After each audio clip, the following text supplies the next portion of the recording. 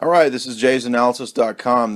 This night I have a special treat, an author who has influenced me quite a bit over the years. It's been a long time since I spoke to him. Last time we talked about unified field theory, and that file got lost on a dead computer. That computer is completely frazzled and fizzled. But thankfully, Dr. Farrell has agreed to come back, and tonight we're going to talk about some of his works. What I'd like to start with is something that's a little bit difficult. I found, I think the first time I looked at the topological metaphor chapter in the Giza book, it was very confusing because I was still, pretty relatively new to Neoplatonic theory and looking at, a lot of these Greek terms. It was fuzzy, but I think I have a much better handle on it nowadays. So what I'd like to do is get you to kind of maybe go into some of this, give us an explanation of it, and then how that kind of undergirds where you take a lot of your other research and work. Well, it's an unusual idea. Harvard, they're the Harvard Norton Poetry Lectures for 1973. They're titled The Unanswered Question, but what he does in those lectures is he takes music and explains it using Chomskyan models of grammar to non-musical audiences. So basically what he's doing is he's doing music theory, or a kind of meta music theory in a way, and showing kind of common structures that occur both in language and in music. And that really kind of inspired me, because what he was doing there is he was taking analogical thinking to a very high pitch. And I started playing around with it. I actually bought Chomsky's books as a result of watching those lectures and read them, and his linguistics books. And I started playing around with basically a kind of topology of analogies, if you want to look at it that way. And I came to eventually, this is a work that I've been doing for quite some time when I have the time to do it. I came to the conclusion that if you took the various metaphysical systems that existed in classic times, Neoplatonism you mentioned being one of them, you could do the same with Vedic systems, you could do the same even with Christian systems, with Buddhist systems, and took away all of the language and used a symbolic notation for what they were talking about. Something very interesting occurs, and I call it the topological metaphor of the medium, because this gets to be a particularly intriguing way to look at Platonism, Neoplatonism, some of the Hermetic texts. So let's do a thought experiment to explain what it is, or try to. Let's put it that way. It's always better to say to try, because sometimes I'm not too good at putting this into speech. But imagine a sea of infinitely extended sameness. In other words, you cannot imagine any distinctions within it. This would be what the Neoplatonists would call simplicity, or aplotis. But you could also say it's a nothing in a physics term, because in the physics sense, because in physics, in order to be a something, it has to be observable. It has to have distinction. Right. Now imagine you take this nothing or no thing and cleave it. At the very instant that you do, in other words, you're imagining a mathematical function which itself allows you to do this, and that function is itself negatively specified, all right? So in other words, you're making a kind of a formal definition. Imagine there exists a function that allows you to do this, so you cleave it. Now, what do you have when you cleave that nothing? You have three things, actually. You've got what topologists would call a region, one region, you have another region, and then you have the common surface between the two, which is itself a nothing, and it's also infinite. So you've got three infinities, but the difference now is what you've started to do, in at least the mathematical terms, is you started to add information to the system, all right? And in the formal description, this is a very important point for people to understand. In the formal description of each of these three things, or three nothings, differentiated nothings, as it were, what you've done is you've added information, but the formal description still contains the symbolization of the original nothing that you've cleaved. Mm-hmm.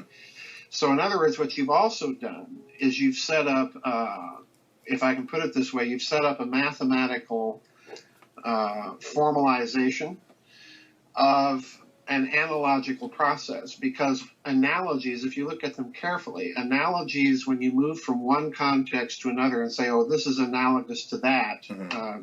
this in language is to that in music, what you've done is you've noticed that there's some common element, and I'm using that term very deliberately, there's some common element between these two contexts that carries over. So in other words, you're setting up the conditions of analogical thinking, which to me is a fascinating result, because when you get to the Neoplatonists, when you get to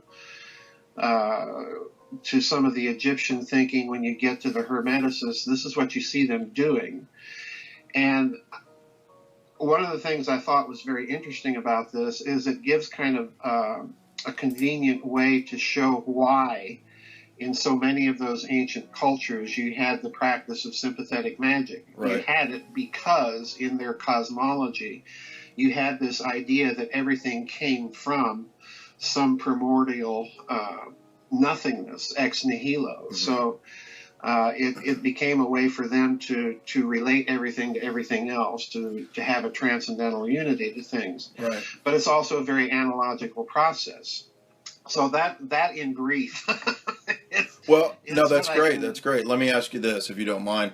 So this is the same pattern that I see with what we see with, say, the Egyptian deities, as you mentioned, where the deities kind of come to stand for these principles, right, or these mathematical forms or whatever. And so if you thought about it in terms of geometry, this is essentially the same point that's being made in Pythagoreanism, where you have a dot, right, and then the extension from the dot is the line, and then that creates, like you said, three things, because you have the point, the line, and then wherever the point terminates. Right. So we're that's where we get a plane from, and so the plane would then be, 1D dimension reality. So right, would it be correct to say that it's the Greek idea of what they call the nomon, that the is sort of a fractal mirroring of things is what's going on here? Yeah, I like that idea of fractal. You mentioned the Pythagoreans, and I assume that what you're referring to there is the tetratas, the Right. one dot, and then you've got Right. two, then you've got three, then you've got four. And to them, this was one of the great secrets, of their mystery school. And you have to wonder why, Exactly. It's just a bunch of dots in a triangle. Right. And but when you look at it, as you say, when you look at it with kind of geometrical or topological lenses on, what they're really describing is something very profound. You start out with a point or a dot, or in mathematical terms, a scalar or one-dimensional entity. Then you go to two, that's a two-dimensional entity. You go to three, that's three dimensions. And you go to four, which is interesting because that implies four spatial dimensions. Right. Now, that may seem to some of our listeners, that may seem to be just the wildest sort of, bizarre and out-of-the-box speculation. But there's something very interesting to note about the Babylonians. And I ran into this researching, Grid of the Gods. The notation system that Babylonians used to describe higher numbers was, if we were to graph it today, it was a kind of a parenthesis notation with one number and then a comma and then another number and then a closed parenthesis. Well, interestingly enough, if you look at modern mathematical systems for notating hyperdimensional objects, In other words, take a tetrahedron and put it into 4 spatial dimensions. How do you describe that mathematically? Well, they use a technique called Schläfli numbers, and a Schläfli number does precisely that. It gives you a bracketed set of numbers. Yeah, you know, so in other words, even we have a clue that maybe they were thinking in some of these terms even there, which I find very, you know, very interesting. It's intriguing and suggestive. Let's put it that way. So you're saying that Schläfli numbers, in terms of set theory, even goes back to possibly Babylonian conceptions of how we can have these fourth, fifth possible, you know, dimensions going up. Right. Wow. Now that, yeah, it's an interesting hypothesis, and what really got me going was, and I got to tell this story because I found notions like this in 3 people that just blew my mind when I came across it. There are 3 mathematicians in the early Enlightenment, and I won't mention their names right off the top here because I want it to be kind of a surprise to people. The first guy that I read says, "Okay, yeah, I've been reading the ancient mathematicians and geometers, and it occurs to me in reading them that it looks like they may have had a form of analysis which has either been lost or suppressed." Right. And it's very clear from the context that he thinks it was suppressed, okay? Wow. And his name is René Descartes. Wow, yeah, now. I thought, okay, you know, this guy that made all of my high school linear algebra courses the nightmare that they were is noticing these things. I thought, well, that's interesting. You know, it'd be interesting to know who he's reading that he comes to that conclusion. Right. I suspect Pappus or you know, maybe even Proclus, you know, or one of these Greek or Renaissance Neoplatonist authors that are very into mathematics. All right, so then I run into another guy, and he says, "Yeah, I've been reading the same geometers, and I've noticed kind of the same thing that Descartes has noticed, and they disguise their analysis in words." But it appears to me that they had some technique of doing things that has been lost to us, and his name is Isaac Newton. Well, let me ask you this, because this touches on something that I've looked into a little bit the last couple of years. And I think it was Daniel Jones sent me an article 2 years ago, and it was a blog that a guy had done about. I'm drawing a blank here. Gödel had found manuscripts that he believed were Leibniz's Characteristica Universalis, right? And that these manuscripts have been suppressed. And so, is there a possible connection with the same idea here of a universal language of logic? Yeah. Okay, let me get to Gödel, because I was going to get there and precisely in connection with what you mentioned. The third guy that I ran across was precisely Leibniz. All right, and of the 3, you know, Leibniz is this crazy, mad genius, you know, right? And he says the same thing as Newton and Descartes, but he goes even further. He says, "I've not only noticed that they may have had a form of analysis, but that," he goes on to say, "and it had nothing to do with numbers, but they were able to produce results by what he calls an imitation of calculation." Those are his exact words. And on top of this, he not only gives you the impression that he thinks this was, again, something deliberately suppressed, but he goes on to say, "And I think I have found some lineaments of this system." Okay? And that's an extremely interesting thing to say, because I think what these 3 men may have done is stumbled across or been thinking in terms of something similar to what I've been calling the topological metaphor of the medium. Well, in Gödel's case, the very interesting thing is that he comes across manuscripts that he thinks indicate that Leibniz had actually developed this Characteristica Universalis, this kind of universal calculus that he was trying to create, and that this had somehow also been suppressed. Now, I have never found, and I know the article that you're referring to that Mr. Jones sent you, because if I'm not mistaken, I may have been the one that sent it to him. Okay. But Gödel is an extremely interesting guy, because, here's a guy that does kind of the same thing. Right. In his proof, he comes up with a mathematical proof, a Boolean type of proof that basically says you can't have any complete formal system. It always has to have reference to something informal. In other words, it has to have reference, if I can put it this way, to normal language. Right. All right. So in other words, no mathematical system, which if you look at mathematical systems a certain way, a Chomskyan way, they're nothing but grammars, really. They're shorthands, Gregg shorthands for big, long sentences. So I think clearly these three guys were aware that there was something going on in these ancient texts, and that it had some sort of mathematical qualities to it. So I think maybe they were talking in terms, or maybe thinking in terms, kind of like what I've been talking about with this topological metaphor. And one final comment here: Leibniz actually, in some of his papers, referred to what he called analysis situ. In other words, a mathematical technique of analyzing things in situation. All right. So in other words, Leibniz is coming very, very close to the modern idea of higher order topologies. And he was actually making some significant stabs, he centuries ahead of the actual development of combinatorics and topology. Yeah. So, right. That's crazy. I saw crazy.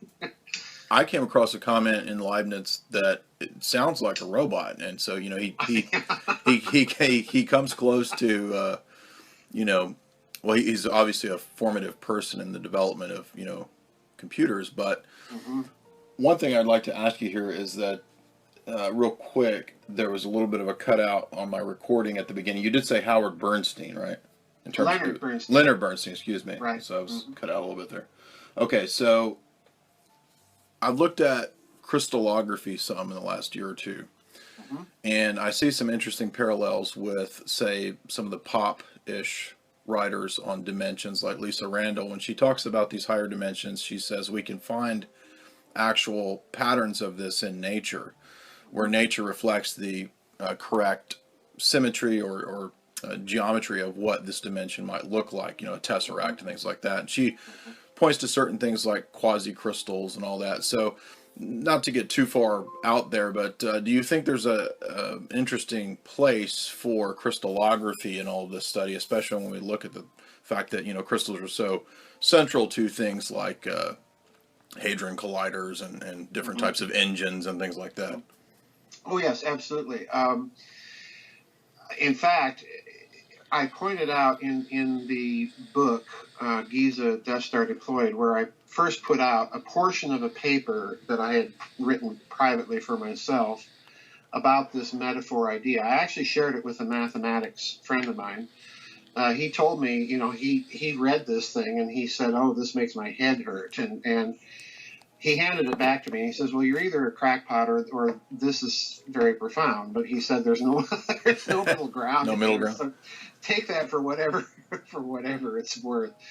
But I've shared some of this with other people with kind of a mathematical background. I did a private paper just in the last week, and shared it with a physicist type person into information processing.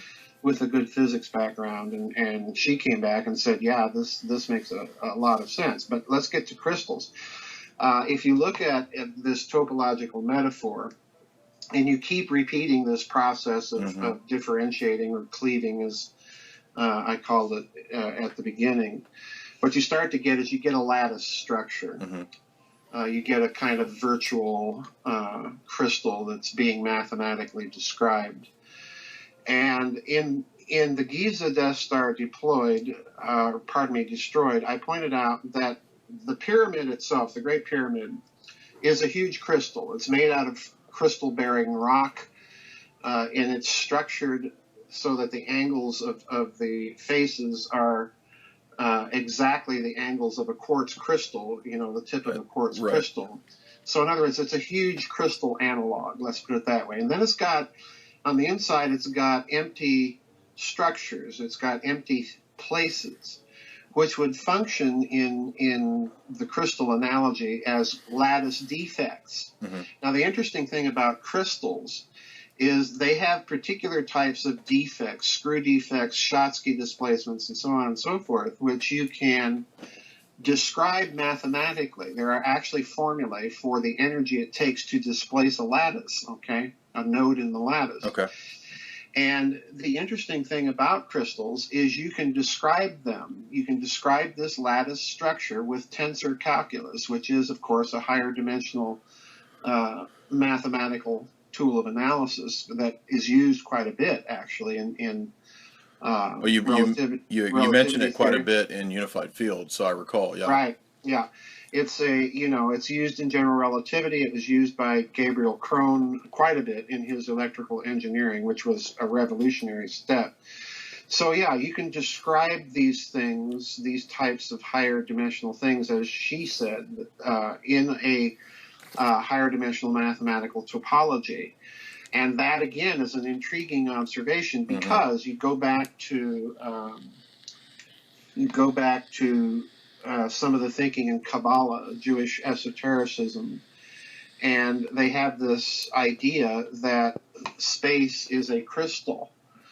And, again, why would they come up with such a profound notion way back when? Where's this coming from? And that's really what kind of intrigues me here, is you've got all of these indications, even from some profound mathematical thinkers, that there's something going on in all of these ancient texts and mystery schools that is of a highly mathematical nature, and we've simply got to rediscover whatever this is. Yeah, Vitruvian Man. James Kelly did a good piece on how there seems to be forerunners of that in Vedic thought, with the altar, the construction of the altar, and Pythagorean theorem being sort of laid out in that altar. Right. It also makes me think of Plato's Phaedrus or Phaedo, where at the end there's a discussion of higher dimensions, and he says specifically that there's a crystalline structure to this other world. Yes. And he says that the color spectrum that we see is just a fraction of what the colors are actually out there. Yeah. So I've always found it amazing that, probably the best argument I would say is when you look at these ancient texts and you see things like that, you see Plato in the Timaeus, describing sort of the subatomic and geometric structure of how things are at a very small level. There's no way he could have known that apart from something else going on. Yeah, I think Plato, of all of these ancient writers, is probably the most intriguing, because there's an American professor, Ernst McLean is his name. He's written two wonderful books about music theory as it's embodied in Plato's texts. One is a book called The Pythagorean Plato, and the other is called The Myth of Invariance. These are two wonderful books about the ancient cosmology, the role of music theory in it. And it's very clear from his analysis that Plato is, as you say, he's coming up with this from somewhere. And Plato even provides a hint in the fact that he is indicating that he's learned many of these things. He's referring to initiation and so on and so forth. So he's getting it from somewhere. Now, one of the most interesting things about Plato is if you look at the old Jesuit Roman Catholic philosopher Copleston and his wonderful series of philosophy texts. History, yeah. Yeah, Copleston comes up with a very interesting table of how the Platonic system works, and he has ta mathematica, the mathematicals is what Plato calls them, where these are the higher forms. And it's interesting that Plato uses this word, because had he known the term, or had he had access to higher order topologies, he would have probably called them the topologies, all right? But his hint here is something very profound, because what he's suggesting is that the standard academic presentation of the world, of the universals, of the forms, is not simply, a chair, a universal chair that has the form of all chairs. What he's actually suggesting is that this is a mathematical entity, yes, rather than, a chairness, or whatever you want to call it. So yeah, I think these guys are clearly giving clues that they're receiving a heritage, and they're trying to explain it as best as they can. Another one along those lines would be Iamblichus, the Neoplatonic philosopher, the theology of arithmetic. And it's very clear that he's dealing in a very metaphorical way with highly abstract mathematical ideas. Oops. Let me ask you this, because the first thing I think of is that, again, for persons who might be skeptical or think that this doesn't have any real relevance or connection to things today, that we've all, we've parsed all this out into a kind of reductionism where math is just token symbols and all this stuff. This is from Werner Heisenberg. He says, all the particles, he's talking about things at the subatomic level. He says, all particles are made of the same substance, energy, but the resemblance of the modern views to those of Plato and the Pythagoreans can be carried somewhat further. The elementary particle in Plato's Timaeus are finally not substance, but mathematical forms. He says the equation of motion holds at all times. It is in this sense eternal, whereas the geometrical forms, like the orbits, are changing. Therefore, the mathematical forms that represent the elementary particles will be solutions of some eternal law of motion for matter.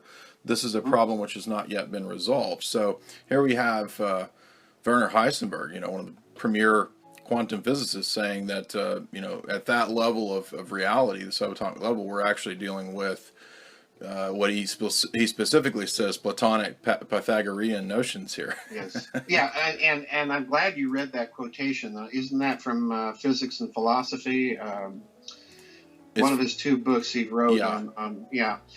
Heisenberg is interesting here because what he's suggesting is something I've been trying to communicate to people.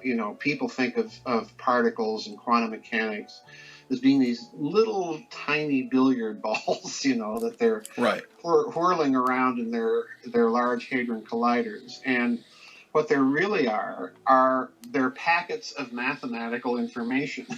That's exactly what Heisenberg is saying. And again, he's exactly right, because you look at the mathematical descriptions of these things, and what they're really doing is they're describing topologies, geometries, that are the only way that you can describe these things and make any sense out of them. And that raises all sorts of conundrums about well, exactly what are they spinning around in their machines? But I take the view, they're spinning around little packets of mathematical information. Well, Brian Greene even says that in his pop books. He even says that at that level, it seems to be information. We have studies coming out that light encodes information. So let me ask you this: what do you think? What is your view of light in relationship to these things?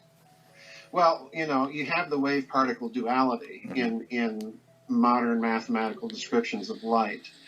And, this led to all sorts of philosophical, and they're still going on, these philosophical debates in modern physics. But the bottom line is, and let's go back with this to something that you pointed out with an earlier quotation from the Pythagoreans, I believe it was, that you're looking at one very small end of the spectrum, okay? Light is energy. So, as such, it's got a specific information content in the form of frequency. And you look at the whole spectrum, not just the auditory spectrum, but not just the optical spectrum, but the entire spectrum of the harmonic series. And something very interesting pops out. And I've mentioned this many, many times in my books, and I'm not sure that I've ever put it clearly enough for people to really latch on to. The first unification in physics is not electromagnetism, it's music. Right. And the reason why is, and again, this is what Bernstein brings out in his lectures so very well in the very first lecture. If you take any fundamental, say the note C on a piano keyboard, in the naturally occurring harmonic series, there's going to be an overtone that lies in the crack between B flat and A in the naturally occurring series. And what this meant was, if you were to tune a keyboard instrument to the natural series, you could not modulate or change key from one key to another during the course of a piece. You'd have to stop and retune the entire instrument in order to do that. So what happened was, and the Pythagoreans pick up on this, they call this the Pythagorean comma. What happened was, you have from a very early period in Vedic literature and Pythagorean literature, you have this idea that if we just could figure out what this interval was, we could tweak it. We could engineer, and this is a key word here, we could engineer a slight adjustment to make the harmonic series perform with all 12 notes.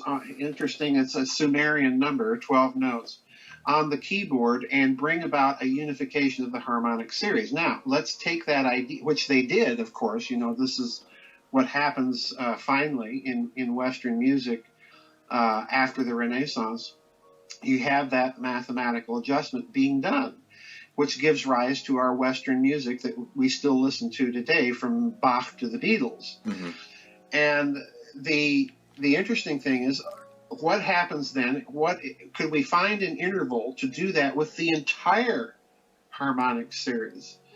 And of course, once you've put it that way, you've basically raised the question of a physical unification of sciences based around light.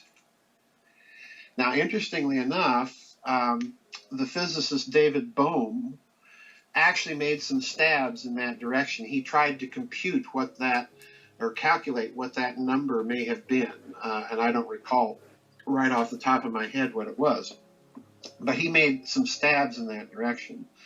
So yeah, I think light here again is, so many mystical treatises from all the way from India to medieval Europe are talking about light as somehow fundamental to all of this. And again, we have indicators that it very well may be. Yeah, it makes me think of Renaissance thinkers as well as ancient Greek thinkers having the idea of the celestial sphere and the celestial intelligences sort of resonating at different pitches or notes. Yes. Yeah, this is, it's all the way from Dionysius the Areopagite to Siger of Brabant. You have this idea of light. And again, the question is why? Where's this coming from? And I suspect, along with Newton and Leibniz and Descartes, I suspect that somehow this is all part of a very high science that may have existed in high antiquity that was subsequently lost or perhaps deliberately obscured. Mm-hmm. And they've been trying to get back to it. And Heisenberg, again, you mentioned that wonderful quotation from Heisenberg. Heisenberg is one of these very erudite, learned men of letters, which scientists back then tended to be. And Heisenberg is expressing something, I think, very profound that scientists back then, Heisenberg, Paul Dirac, Walter Gerlach, these guys were very aware that they were getting close to something that looked very similar to some very ancient ideas. Yeah. And, to me, that's another indicator that there's something going on way back when. What do you think about Dirac's idea that energy is kind of borrowed from the future, and rather than everything being this sort of negative vacuum, that we're actually in the midst of a constant sea of energy? I mean, that seems to fit well with the idea that everything is basically energy at a certain level. Oh yeah, absolutely. I think Dirac is correct, and Dirac and John Stuart Bell and people like this. Dirac is an interesting guy because, as you say, he's got this idea that you're borrowing energy from the future. Well, if that's the case, what people really have to latch onto here is what Dirac is really suggesting is that time in the mathematical descriptions of relativity, the way that time as simply a delta t function or a fourth coordinate in a coordinate system, that's an inadequate mathematical description. Mm-hmm. What he's suggesting, if I can use the mathematical term, he's suggesting that time is not a scalar. In other words, it's not that first point in the Pythagorean tetratus. It's further down. It's got its own kind of multidimensional characteristics. Well, that's interesting because in the Soviet Union, back in the late 50s, early 60s, a very famous Soviet astrophysicist by the name of Nikolai Kozyrev. Nikolai Kozyrev was noticing that the sun, according to the chained-up hydrogen bomb model, wasn't spitting out enough neutrinos. Okay? So he decided, well, there has to be some other energy source going on here. And he speculated that it was time, following Dirac's suggestion. And what happened then, Jay, was very interesting. What happened then was Kozyrev was roundly denounced in Pravda as a quack, a fraud. Yeah. And this guy is an internationally renowned astrophysicist. So in other words, it's like suddenly calling Einstein a fraud and a charlatan. Okay. Well, and the Soviet Party had that guidelines where the party determined what science was. You could, exactly. And Cardinal Bellarmine lived inside the Soviet Union for a while. And anyway, so they denounced Kozyrev in Pravda. What really happened was they took him out of the public view and shoved him into some very classified research projects, was what really happened. And we didn't learn this until after the fall of the Soviet Union, that Kozyrev had been doing all of this highly classified torsion research inside the Soviet Union and designing these very weird devices based on his research that time was not a scalar. And, this didn't occur, and we didn't find out about any of this until after the collapse of the Soviet Union, that Kozyrev had, in fact, been publicly denounced so that they could, take the idea out of the public eye and research all of this in black projects. So, yeah, I think, that's an indicator right there that Dirac was onto something, and that immediately it was appreciated by scientists, and probably, the Soviets were probably not the only ones that decided, let's investigate this in our secret research. I don't see how anything else could have happened at that point. Now, without going too far into something that you may not care to talk about, if we look at Tesla, and I know that HARP and all that gets kind of overplayed, but weather modification in general seems to have this same principle at work at base with the manipulation of frequencies. I mean, when we go to Stanford.vlf.edu, they've got hundreds of papers on extremely low frequencies, very low frequencies, and how this affects the geoengineering plans and strategies that are going on. So this is the same principle here, right? So in other words, just because we're dealing with weather, we're still dealing with frequencies and the spectrum here of electromagnetic stuff. So could you go into some of that and how you think that possibly relates? Because it's almost like there's not just the advanced tech that is for good things; it can also be used for weaponization, right? Yeah. Well, yeah, you're kind of opening a Pandora's box there. I talked about that very thing last year at the Secret Space Program conference in San Mateo, California. Let me kind of set it up here for you and what I think may be going on, because if I just come out and tell you what they're doing, I don't think the impact will be quite the same. At the end of World War II, the national security establishment of the West, of the United States, has a threefold strategic problem, in my opinion. First, they've got to deal with the communist bloc. They are also dealing with inescapable evidence that somewhere in the world the Nazis are still developing all of their bizarre technology. And thirdly, they've got a UFO problem. So they've got to scramble to figure out, develop crash technologies that can do the reconnaissance to find out, what are the Soviets up to, where are these Nazis, and what are they doing? There are indications in the literature that they already know they're in South America, but, satellites don't exist at that time. So they develop these crash programs to develop reconnaissance satellites, spy satellites. But the other thing they're going to do is they're going to put into place a long-term mega Manhattan project, as it were, to investigate the UFO phenomenon, number one, to develop the hypotheses of what they might be dealing with, number two, and I think they're going to look at quite a few, quite frankly. But number three, they're going to develop a crash program on the hypothesis that some UFOs represent a technology, whether human or otherwise. They're going to develop a program to develop the technologies to emulate the performance characteristics of UFOs. And that's going to take a lot of money over a long time. Now let's assume we add a fourth assumption here to their thinking. We're trying to reverse engineer the policy formation culture that these people are confronted with. And the fourth thing they're going to think is, okay, we have clear indications from some of these UFO incidents of at least provocative, if not hostile behavior. So we also had better develop technologies that can defend ourselves. And this is where it gets interesting, because if you're dealing with a capability to get from there to here, wherever there may be, and by that time it's also becoming clear that the other planets in the solar system aren't very good candidates for intelligent life as we know it. So they begin to develop the assumption, well, they're coming from outside this system, most likely.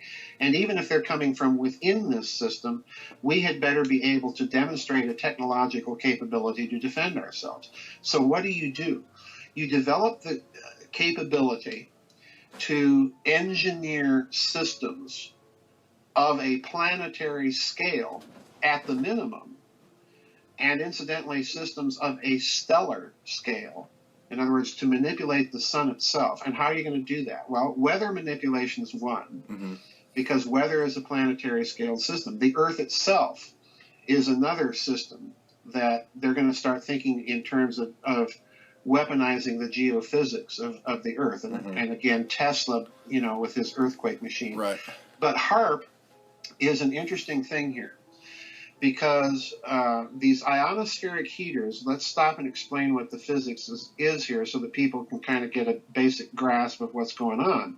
These ionospheric heaters are using the resonance cavity, the conductivity of the atmosphere itself, the ionosphere in particular, way out there, to manipulate planetary effects. Now, here's the problem. To do that, you have to know the resonance features of the ionosphere. In other words, what frequencies are going to function the best in that electrical cavity. Now, once you've said resonance, you're going to deal with the phenomenon that radio engineers all over the world had to deal with back when radio was the way we communicated. And that is, you can tune receivers in such a way, if you have capacitors attached to them, to bleed off all of the power from a transmitter. So in other words, you are effectively closing a circuit, just like Tesla's wireless transmission of energy. Okay, you're closing a circuit. Well, if you imagine the sun now as a transmitter, it's a huge radio transmitter. You can take that same technology and couple a circuit, quite literally, through resonance effects to the sun. And this is a scary thing, because this means that possibly, and I am underscoring the word here, possibly, that you could create a technology that would have a resonance effect once you close the circuit with the sun. So in other words, they're playing around, in my opinion, they began playing around with these gigantic systems engineering simply for the purpose of demonstrating a capability far exceeding hydrogen bombs for humanity to defend itself, if necessary, against whatever it is that they were encountering in their black projects and UFO reports. Would this tie into the idea of the electric universe, that basically Yes. what we're dealing with is a sun that's basically an engine? Yes. And if we can just tap into that energy, we would have, because presumably this would require massive amounts of energy. Yes. Yeah, absolutely. Absolutely. It's, resonance is an unusual thing because you can accomplish a lot with it if you know how. The old adage of soldiers marching across a bridge, they break step. And the reason they break step is if they keep pulsing the bridge long enough, they're going to load so much energy into the bridge that the bridge cannot damp it and it will collapse. All right. So they damp the energy by breaking steps so that they're not pulsing it in resonance all the time. Okay. The same principle is involved here. Tesla said very specifically, give me the right resonance, in other words, of the planet itself, and I can crack the planet. I can break it in half. So in other words, yeah, this is what they're dealing with. And with the sun, you try to kind of establish that kind of resonance principle in order to tap those energies. Well, so yeah, absolutely. And that's just the basic idea of the opera singer singing and breaking the glass, right? Yes, exactly. So let me ask you this. How does, when we read about HAARP and we go to the different, like there's a Navy.mil paper that came out a year or two ago that talks about HAARP and plasma. And when I look back at, Greek thought, plasma played an important part in the Greek idea of the elements, the fifth element and so forth. So how does plasma fit into this with regard to the possibilities of what they might be doing? Well, as far as ancient thinking goes, I think, plasma is a good candidate for that fifth element, for that alchemical quintessence, because plasma is, it's the breakdown of the electric bonding of electrons. All right. So in other words, you're creating an electron ion soup, quite literally. And what this will do in modern terms, what I think they might be doing, is they're trying to create the electrical conditions in the ionosphere that through plasma manipulation, in other words, you're creating a plasma in the ionosphere. It's what you're doing. That would allow you to do any number of things depending on how you configure the plasma. It would allow you to interrupt communications. In other words, you could switch everything off. You and I wouldn't be having this conversation.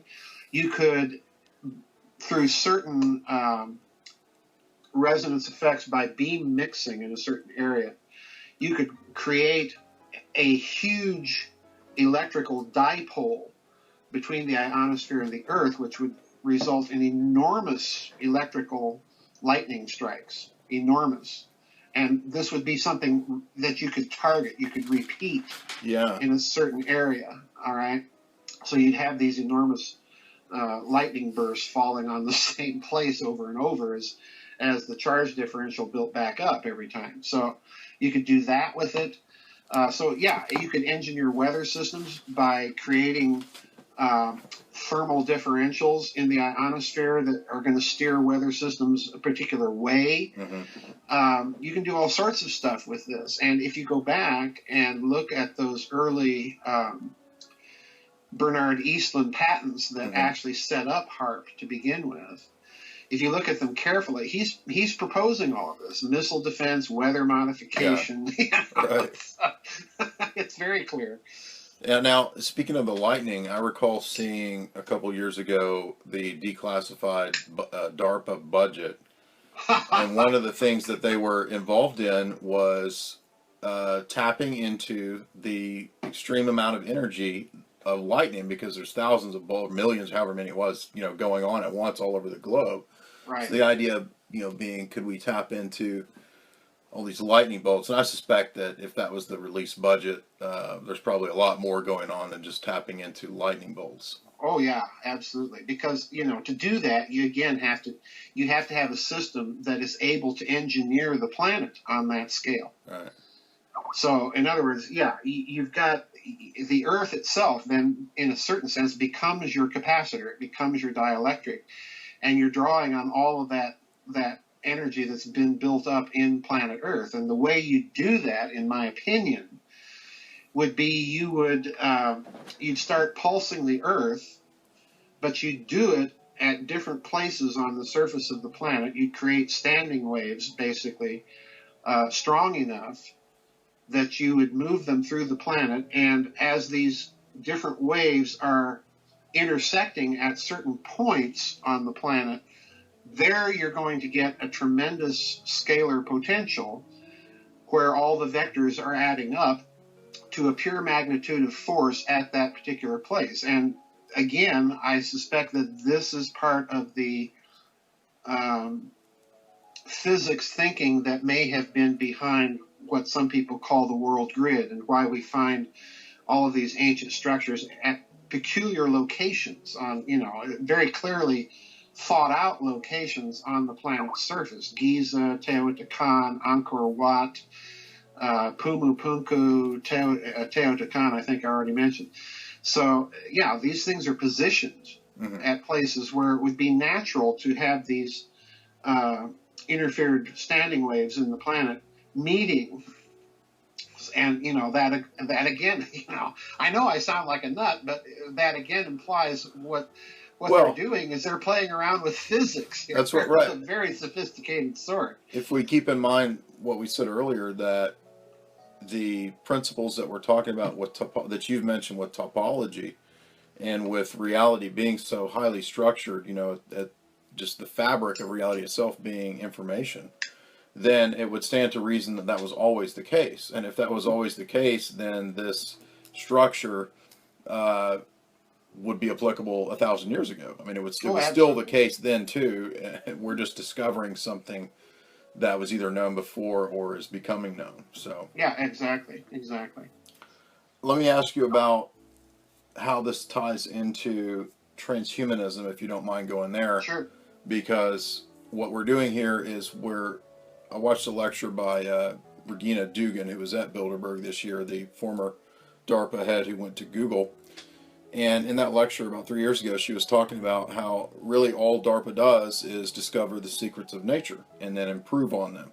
Mm-hmm. So what we're doing here with turning Earth itself into a kind of technology, which is what you're describing, leads further. There's all sorts of possibilities that might come out of this. And so once again, with alchemy, the homunculus, the golem, all of these ideas of transhumanism have older precedents as well. So tell us about what you think about the Philosopher's Stone and transhumanism and where it's going. Well, I wrote a book with a friend of mine, Dr. Scott DeHart. We called it Transhumanism, and then the subtitle to it is A Grimoire of Alchemical Agendas, because when we looked at the transhumanism movement, beyond the fact that much of it seems to have no concept of the transcendental or any sort of traditional moral restraint on the application of technology. Mm-hmm.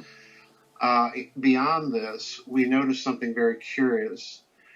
The transhumanists are talking about 4 technologies, the GRIN technologies: genetics, robotics, information technology, and nanotechnology. Mm-hmm. And what they're doing, if you take the whole spectrum of engineering, human engineering, from genetic modification of food, the whole GMO issue, right, to the idea that they can down or upload a person's memory through nanotechnology, the biological repair of the body on a cell-by-cell basis, to achieve some sort of virtual immortality, which I think would be a huge mistake. But, we have the warning of St. John Chrysostom that there's a reason we die, and that is so we don't progress in evil, Mm-hmm. So, you've got all of these ideas, and Scott and I were literally, when I lived out there in California and we were writing this book, we had one session in my apartment where we were both just kind of pacing back and forth, trying to figure out what what really is the key here? What's going on? And I forget if it was him or me. We finally decided what we're looking at is alchemy. Right. And the reason we're looking at alchemy is if you look at the whole body of transhumanist literature, what are they talking about? Well, they're talking about, in some very radical cases, the engineering of the androgyne. In other words, making bisexual human beings or asexual or whatever. In other words, Right. They're looking at the very top scale of that ancient preoccupation with the androgyne as the symbol of that initial nothing that subsequently gets cleaved. Right. Correct. All right. Right. And then below that, if you look at Hermetic texts, the standard Western esoteric tradition, if you will, then you have the idea of four atoms or four men or four humanities: the androgynous man, the mineral man, which oddly enough is the next highest level of mankind. Then you get vegetable man. And then finally you get animal man, which is what we are now, which is the lowest level. So looking at those four technologies and the whole spectrum of engineering of the totality of not only the human environment, but the human being himself, what it looked to us that they were really trying to do covertly, very, very covertly, was reascend that alchemical ladder. So in other words, we suspect that ultimately the transhumanist agenda is really a very esoteric agenda. It's really a very occult agenda. Right. And in my opinion, and I'm not speaking for Dr. DeHart here, but in my opinion, a very black one. Do you think? Go ahead. Go ahead. Well, is it the same idea of basically when you describe the topological metaphor, you kind of have this collapsing of the previously ascribed deity or personal characteristics to things like we might ascribe to God or to different Egyptian deities or whatever. These are actually principles operant in the world. So is there a collapsing from that transcendent realm into this realm, this plane? And is it the same idea with classic notions of immortality, or even the Christian idea of resurrection has basically just been collapsed into this realm, and that so kind of in a deus ex machina, it has to arise out of our realm? Oh yeah, I certainly think you can look at it that way, and in fact, I think there are transhumanists that would look at it that way. The disturbing thing to me about the transhumanist movement is that they are defining personhood by the natural attributes of humanity. In other words, they're committing the old error that John of Damascus, a very famous Christian father, warned about back in the 7th century when he said that the error of all the heresies is that they say that person and nature are the same. Yeah.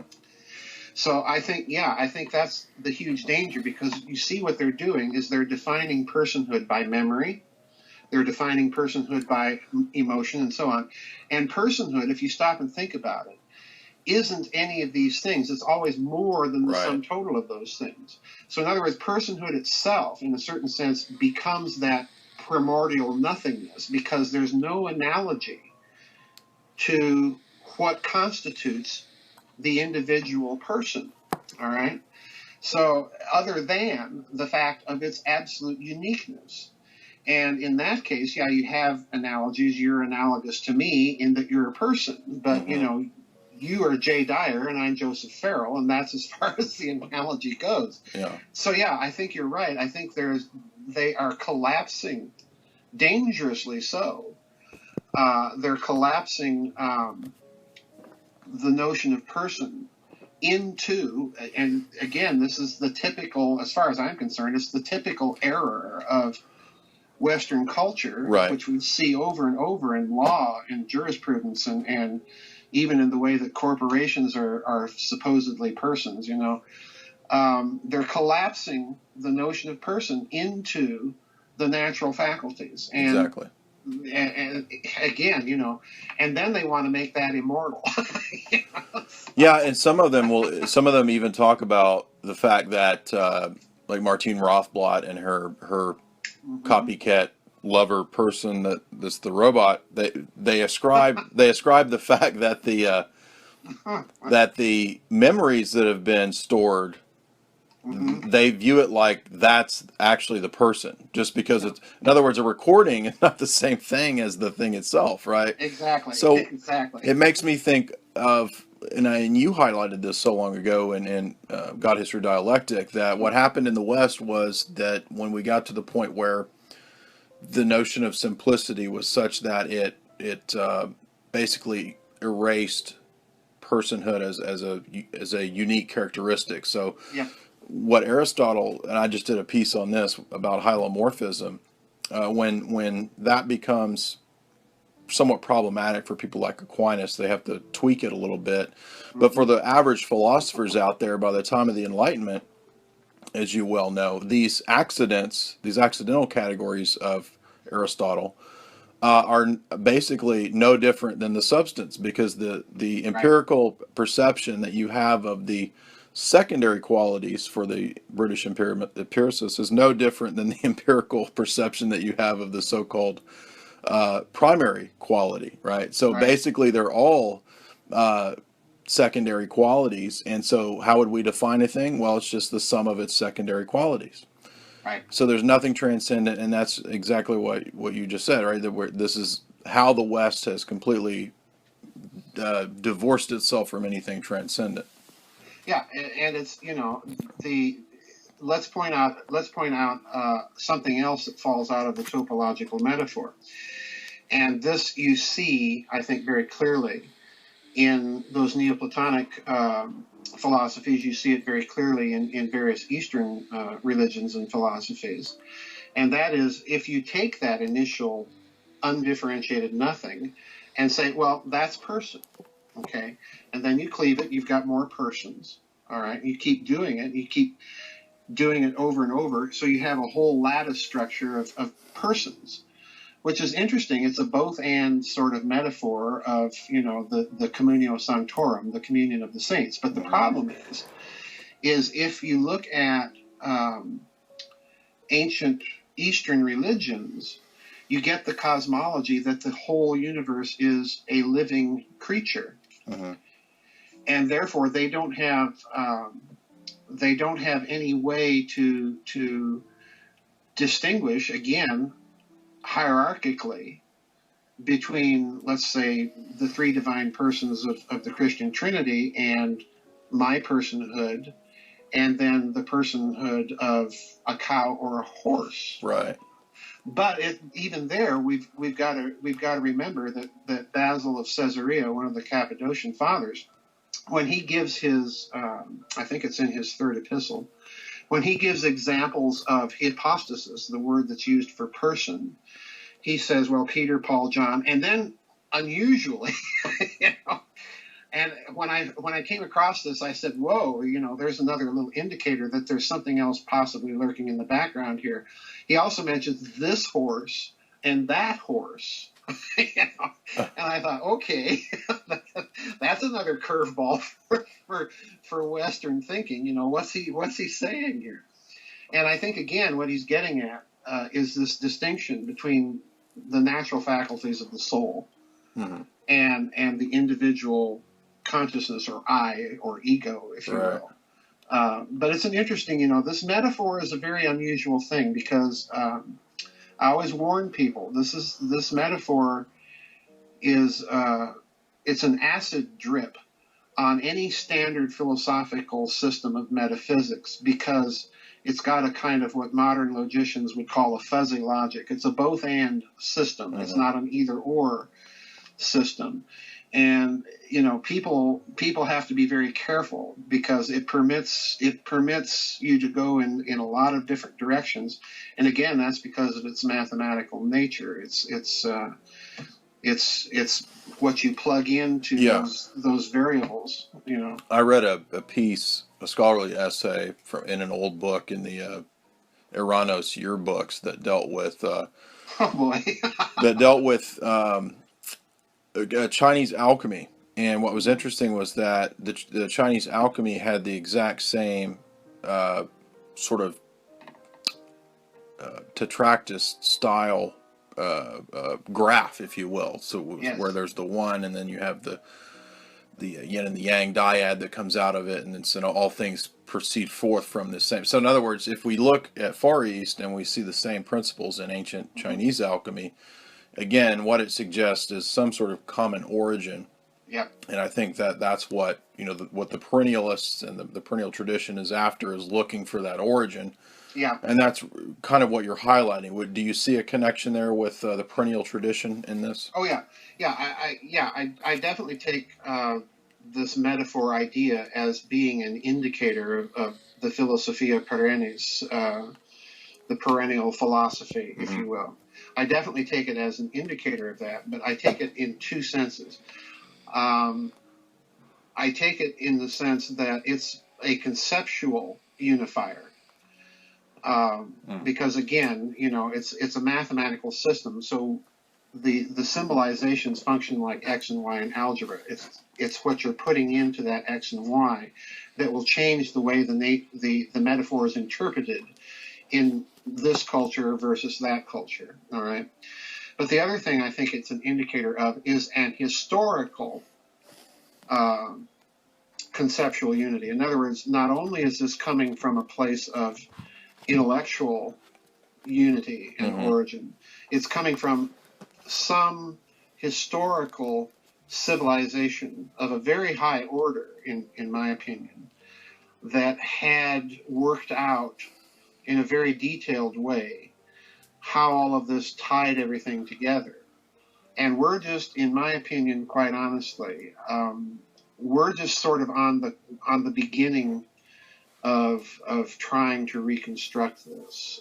I don't think we're anywhere near the sophistication it needs to be because of some of these problems I've just pointed out. Yeah. Well, certainly the advanced tech that we know about is just fantastical, and so I mean, there's no telling what else is going on. And I have argued, in agreement with arguments you've made for so long, that these advances have to be based on some alternate metaphysic, because the standard, as you call it so correctly, mass consumption physics, it doesn't make any sense. Right? It's not working too well. Right. Well, in addition to that, I think that I tell people all the time, I'm not a materialist. If you have to put me within the Western Cartesian epiphenomenological culture of spirit versus matter, I'm definitely not a materialist, because I just don't think that gets you very far. I think there has to be a transcendent, intelligible, to use the Platonic term, an intelligible world. Otherwise we can all just kind of shut up and go back to our caves, to use yet another Platonic analogy. Well, and we see so many mathematicians that are of prominent stature, people from Oxford, leaning in that very direction. With Max Tegmark or Roger Penrose or definitely. Well, they may not fully have theistic conceptions per se, but there does seem to be a unifying sense of that these mathematical forms exist outside of the purely temporal realm that we experience. Let's get into banking, because you have interesting theses on how this crazy physics and alchemy relates to banking, and I think you're right on that. Tell us about some of that. Well, I've always had the presupposition that any financial system is also a cosmology. It's a physics. It's a morality, and that means that anytime you look at banking, you have to look at the underlying assumptions. And a good place to start here is money. Money we tend to think of as a medium of exchange. But I ask people to look at money in a very different way. It's not just what does money represent, but rather who. And if you look within history, there have always been two basic approaches to money. The first approach is that money represents the actual human creativity and productivity of the surplus, so to speak, in ancient times of the state warehouse, okay? And then you get the idea at a subsequent period that money is monetized debt. Mm-hmm. And I call that the facsimile of money because that's not money. Right. It's something very different. So what are we dealing with in cosmological terms? Well, very simply, if money is the surplus of human productivity in the state warehouse, if to use the ancient conception, if that's what it is, then what the cosmology behind it is it's precisely that Platonic, Neo-Platonic, Hermetic, Christian, Jewish, Vedic cosmology of all of this is a fecund, creative, wonderfully productive process, okay? So there's no debt here, okay? There's no principle on things involved. It's an endlessly productive, creative process. Then, once you see money becoming attached to scarce commodities like bullion, which begins to happen at the precise point that you begin creating these big, huge empires of societies that are not simply your local city-state, but having to trade with somebody distant. Mm-hmm. Once that happens, once you have money becoming attached to a commodity that becomes, so to speak, in the modern terms, a non-renewable resource or a scarce resource, then money becomes debt. And now what does the cosmology become? Well, the cosmology becomes pessimistic. The cosmology becomes debt-laden. The cosmology begins to you see sacrifice arising in this context of debt that has to be paid off. Oh, right? Wow, okay. Yeah, this is a huge thing here we're talking about. And, let's look at India. What happens in India? Well, you have the rise initially. You've got this kind of creative, fecund, quasi-Neoplatonic cosmology.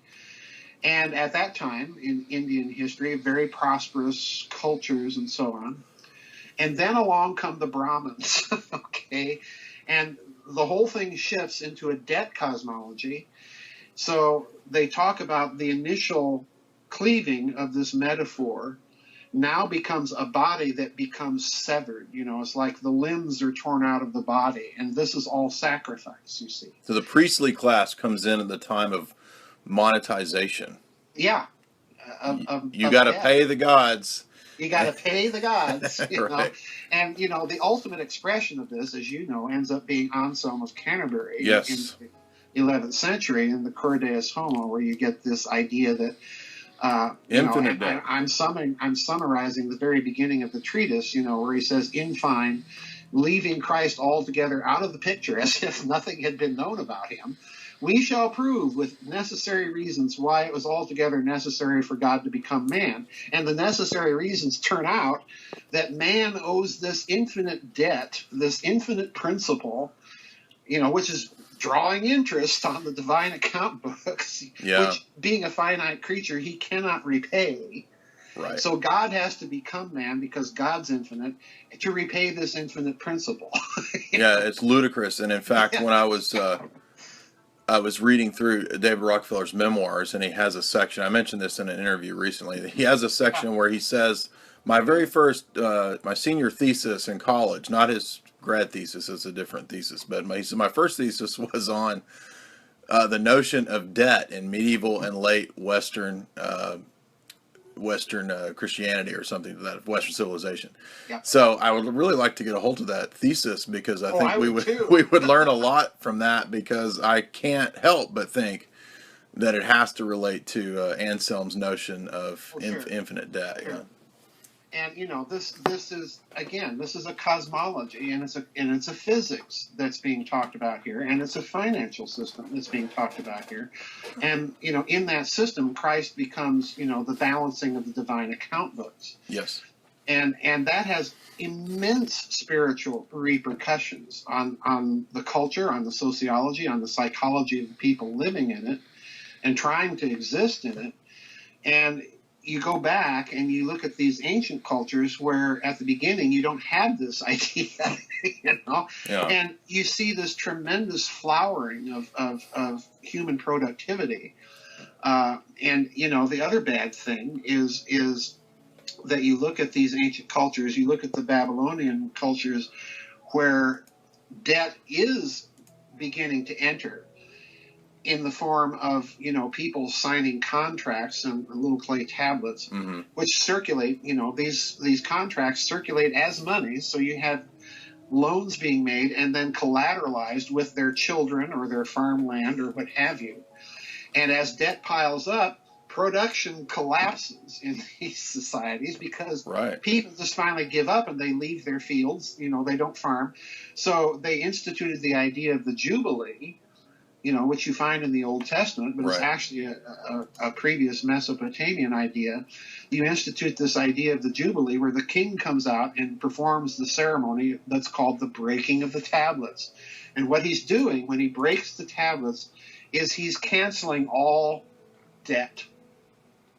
Huh. So that everybody can start. In other words, it's a reset button. It's just the reset. So Yeah.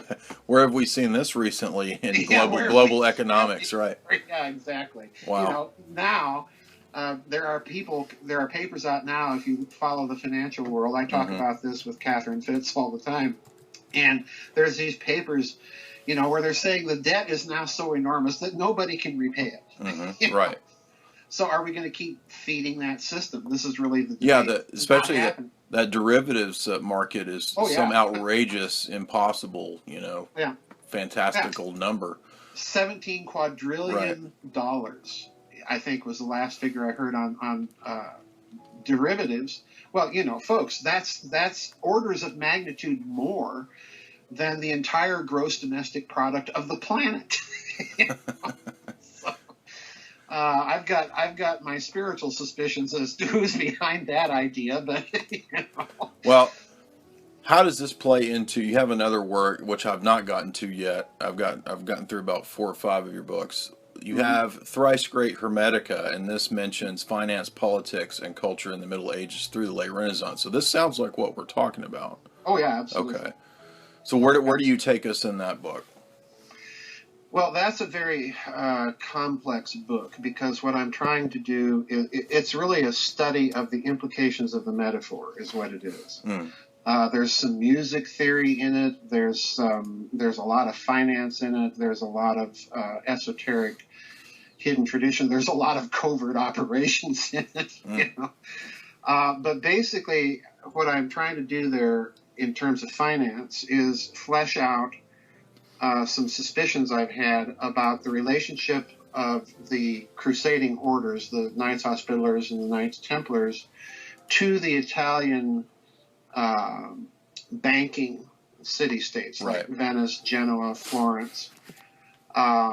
Because what most people, you know, you go through medieval history in a college and you'd think, oh, well, you know, nothing much happened back then because you're memorizing a bunch of names and dates. Right.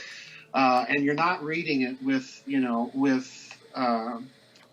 from the perspective that human nature doesn't change. Mm-hmm. So in other words, there's going to be conspiracies in the Middle Ages just like there are conspiracies in the modern age. Right.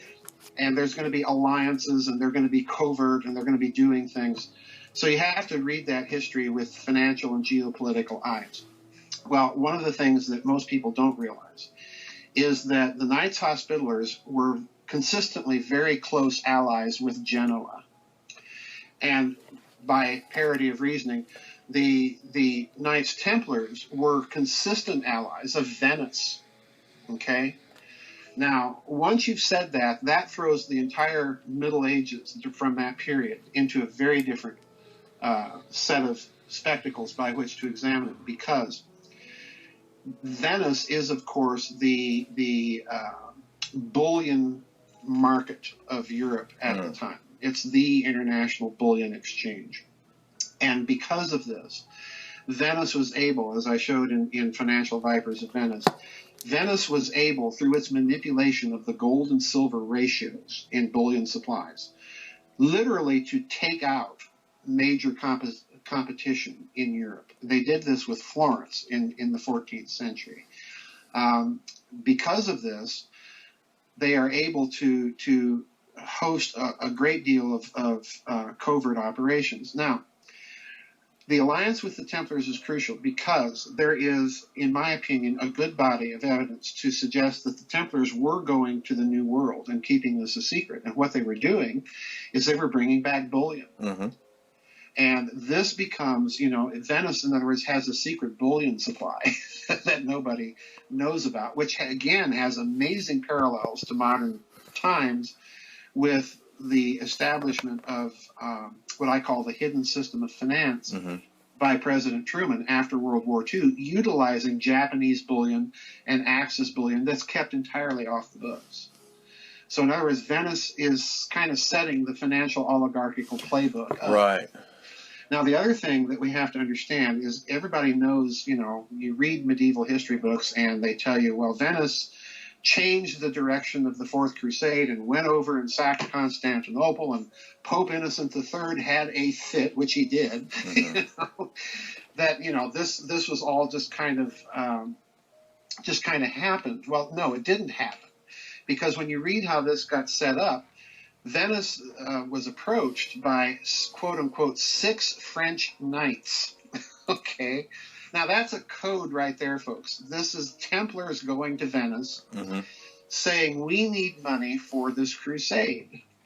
And Venice says, sure. And when you read the amounts of money involved, you know it's the Templars, because France couldn't have afforded it at the time. So they negotiate this crusade. And then, of course, the story is that Enrico Dandolo, the Doge of Venice, redirects the crusade and sacks Constantinople. Now, I think this is all the cover story. I think the direction, given the Templar interest in acquiring secret information, which is very clear from the way they were founded in Palestine, I think the whole purpose of the crusade at the outset was to go to Constantinople, sack Constantinople, and find out what was in the imperial archives. And what was in the imperial archives here, in my opinion, is very interesting. I think it was a secret cartographic tradition that showed the New World clearly, okay? And there are indicators of this in the literature.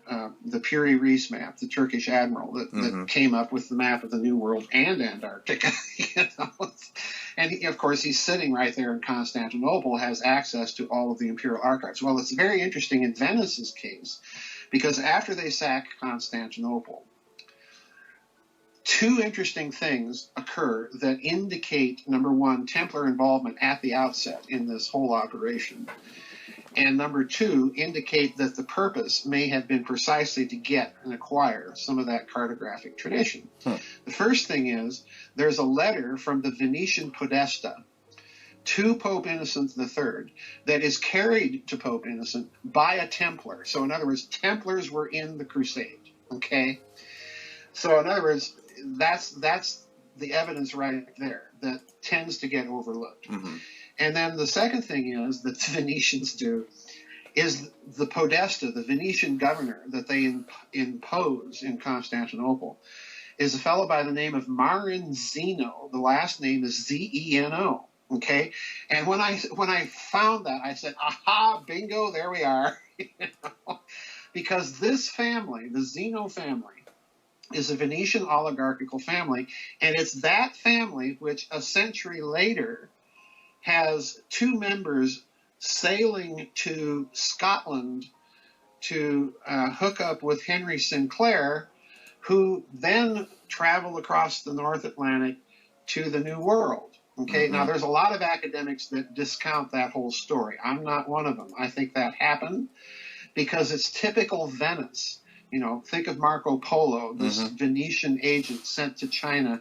And then, of course, he goes on that year-long voyage, supposedly to Japan, and it doesn't take a year to sail from China to Japan, folks.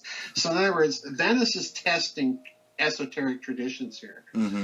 And this to me is an indicator that, okay, by the end of the 14th century, Genoa and Venice, most likely Florence as well, know there's a new world over there, and their days are numbered unless they move shop.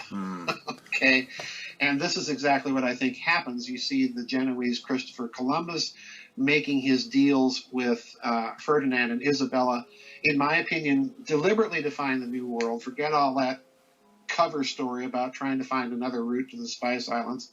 That's a cover story. And Piri Reis tells you it's a cover story, which is interesting. You know, why would a Turkish admiral know it's a cover story?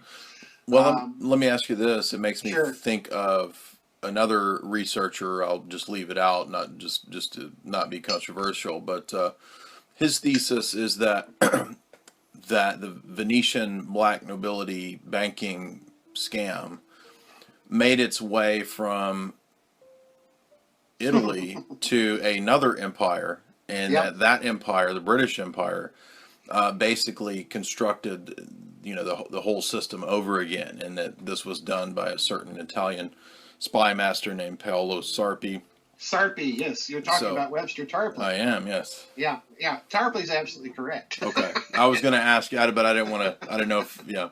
Oh, no, I like Tarpley's take on that because, he studied this period of history, at George Mason University and Catholic University in Princeton. And, I taught medieval history, and I'm noticing the same things, and like any professor, I'm thinking, okay, there's a story here that nobody's really reporting. Yeah, no, I never heard this, yeah.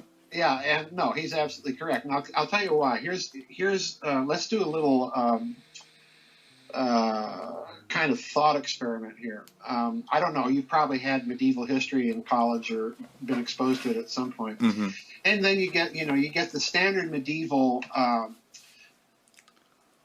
academic presentation of the conflict between the Guelphs and the Ghibellines in Italy, okay, during the Quattrocento.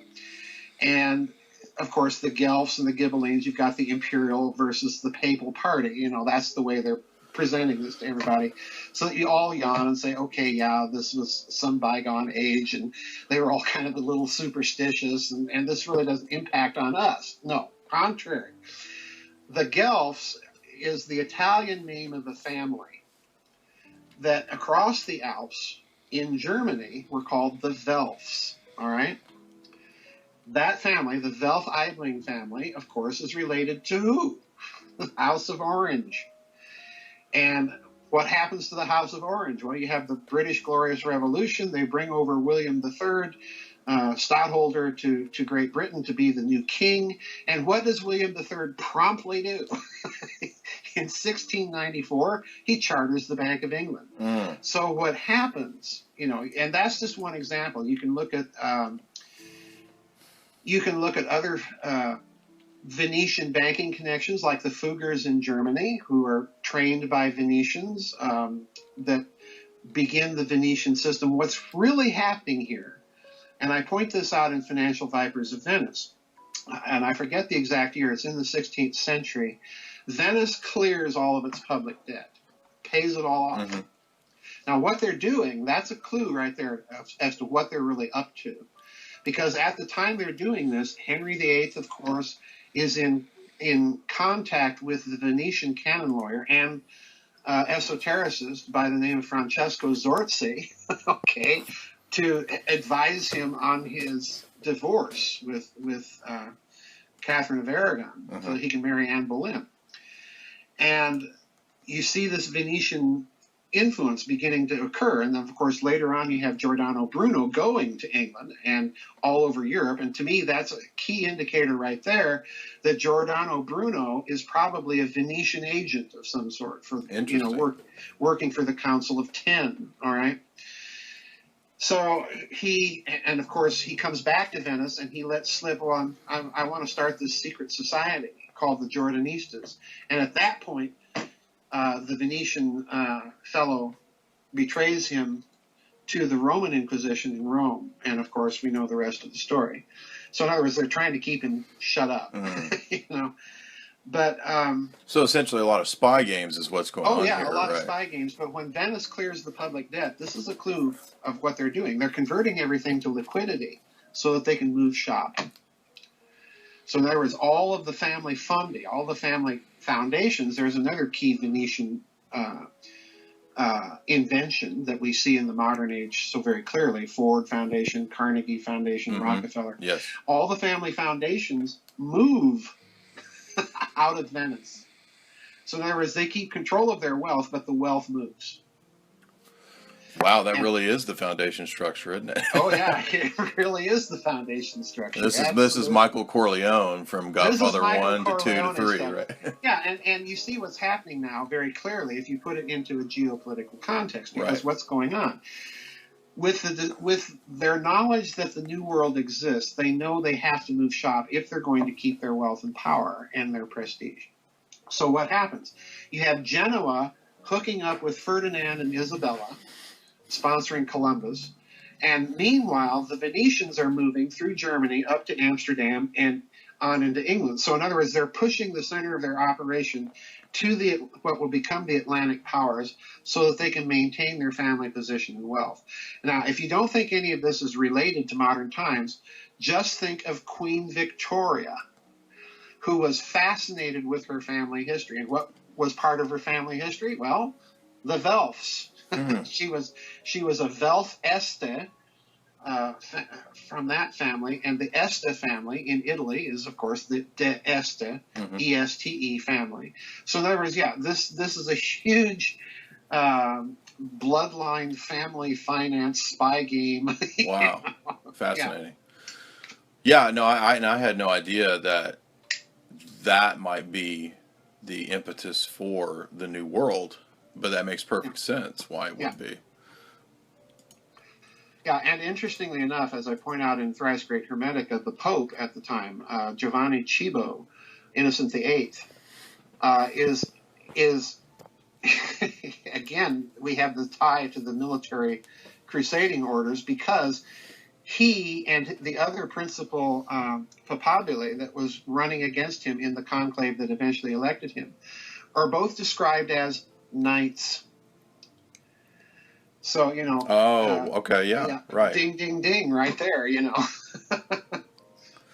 Now, so I wonder really how Columbus was. It's a voyage of revelation rather than a voyage to discovery. Now, how far do you think this translates up into the modern world? Because I know in conspiracy banter, it's quite common to talk about, banking and this and that, or people talk about the Vatican, or we talk about whatever.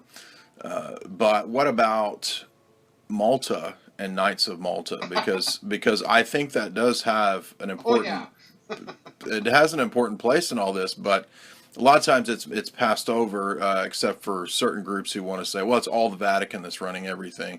Well, I don't think that it's all the Vatican, but I think that the Knights of Malta is important because there are so many CIA, MI6 ties to Malta. Yes.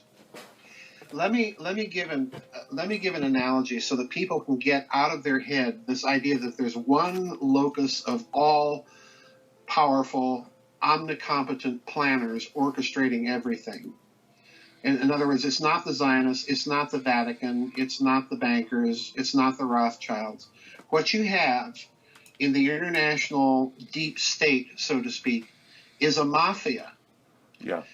And around the mafia table, the Dons, think of The Godfather, when all the Dons are getting their rings and they're sitting at the table and they're making their deals, and then they all put their in smoking cigars and sipping brandy and getting along as the best of friends, like at a Bilderberg meeting, and then they all go home and they shoot each other.